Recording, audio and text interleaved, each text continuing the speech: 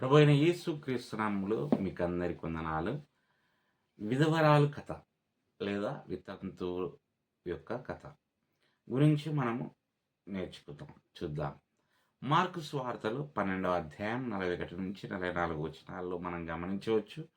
అదే రీతిగా లూకా సువార్తలు 21వ అధ్యాయం మొదటి 4 వచనాల్లో విధవరాలి అర్పణ కథ గురించి మనము చూడవచ్చు. యేసు ఆలయంలో ఉన్నాడు. ప్రజలు తమ అర్పణలు ఇస్తున్నప్పుడు గమనిస్తున్నాడు. చాలామంది సంపన్నులు వచ్చి పెద్ద మొత్తంలో విరాళాలు ఇచ్చారు. అప్పుడు ఒక పేద వితంతు దగ్గరికి వచ్చి కొన్ని విలువైన 2 చిన్న రాగి నాణ్యాలు పెట్టింది. యేసు తన శిష్యులను పిలిచి ఇలా అన్నాడు, ఈ పేద విధవరాలు అందరికంటే ఎక్కువ మొత్తం ఖజానాలో వేసింది. వాళ్ళందరూ తమ సంపదలో నుండి ఇచ్చారు, కానీ ఆమె తన పేదరికం నుండి అన్నిటిలోనూ పెట్టింది. ఆమె జీవించవలసినదంతా ఇచ్చిందని శిష్యులకు తెలియజేశాడు.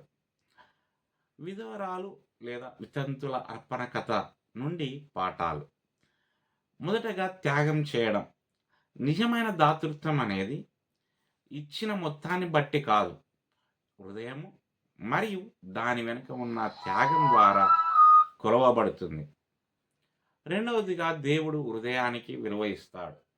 సంపద లేదా శక్తి యొక్క బాహ్య ప్రదర్శనల కంటే హృదయపూర్వక మరియు వినయపూర్వకమైన విశ్వాస చర్యలకు దేవుడు విలువ ఇస్తాడు. మూడవదిగా దేవుని ఏర్పాటుపై నమ్మకం.